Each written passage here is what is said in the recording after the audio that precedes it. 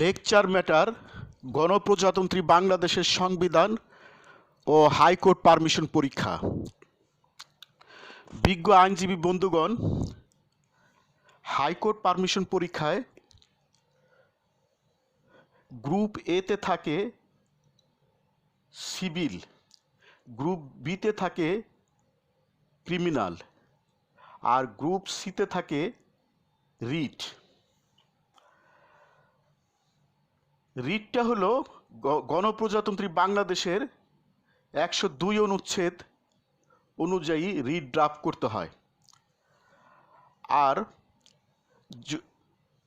আমাদের হাইকোর্ট পারমিশনের পরীক্ষার সিলেবাস হলো এইরকম: civil appeal, civil revision,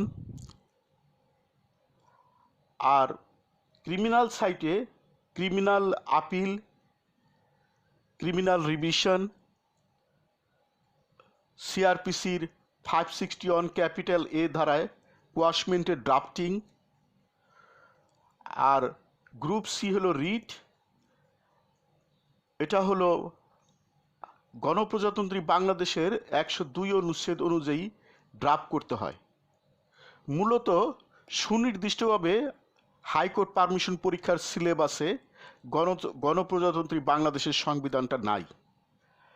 high court permission পরীক্ষায় গণপ্রজাতন্ত্রী বাংলাদেশের সংবিধানটা না থাকলেও ইম্পর্টেন্ট অনুচ্ছেদগুলো, গণপ্রজাতন্ত্রী বাংলাদেশের ইম্পর্টেন্ট অনুচ্ছেদগুলো খুব ভালো করে বুঝে পড়া দরকার। কোনো বছর হাইকোর্ট পারমিশন পরীক্ষায় গণপ্রজাতন্ত্রী বাংলাদেশের বিভিন্ন অনুচ্ছেদ থেকে ব্রড অথবা শর্ট কোশ্চেন আসতে পারে। কারণ একটা দেশের সংবিধান হলো ওই দেশের সর্বোচ্চ আইন। এই জন্য যে কোনো ল রিলেটেড পরীক্ষায় সংবিধানের উপর প্রশ্ন আসতে পারে। এই জন্য আমি বিজ্ঞ আইনজীবীদের বলবো, আপনারা যারা হাইকোর্ট পারমিশন পরীক্ষার প্রস্তুতি নিতেছেন বা হাইকোর্ট পারমিশন পরীক্ষা দিচ্ছেন অথবা হাইকোর্ট পারমিশন পরীক্ষায় একবারে পাশ করতে চান, তারা অবশ্যই গণপ্রজাতন্ত্রী বাংলাদেশের সংবিধানটা, বিশেষ করে পকেট সংবিধানটা সবসময় কাছে রাখবেন পরীক্ষার আগ পর্যন্ত, এবং ইম্পর্টেন্ট অনুচ্ছেদগুলো আপনারা ভালো করে বুঝে মুখস্থ করবেন। আর আমরা গ্রুপ সির কোশ্চেনের দেখি এখানে রিট ড্রাফটিংটা আসে, আর রিটটা করতে হয় আমাদের গণপ্রজাতন্ত্রী বাংলাদেশের 102 অনুচ্ছেদ অনুযায়ী। সেক্ষেত্রে 102 অনুচ্ছেদ এর রিটগুলো 102 অনুচ্ছেদের বিষয়বস্তুগুলো আপনারা ভালো করে বুঝে মুখস্থ করবেন। রিট সাধারণত 5 প্রকার, কিন্তু আমাদের গণপ্রজাতন্ত্রী বাংলাদেশের সংবিধানে রিটের নামগুলো 102 অনুচ্ছেদে রিটের নামগুলো দেওয়া নাই। তবে এই 5 প্রকার রিটের বর্ণনা দেওয়া আছে। ওই বর্ণনা বুঝে রিটের সংজ্ঞাগুলো, নামগুলো আপনাদের বুঝতে হবে। এই জন্য আপনারা গণপ্রজাতন্ত্রী বাংলাদেশের পকেট সংবিধানটা সবসময় কাছে রাখবেন হাইকোর্ট পারমিশন পরীক্ষা পর্যন্ত।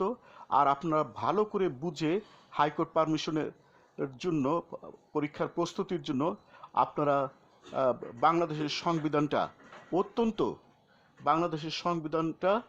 অত্যন্ত বিশেষ করে অনুচ্ছেদগুলো অত্যন্ত বুঝে বুঝে আপনারা মুখস্থ করবেন। তাহলে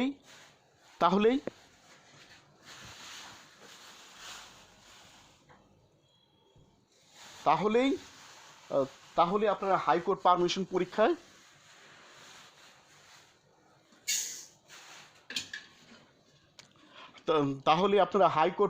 পরীক্ষায় একবারে পাশ করতে পারবেন।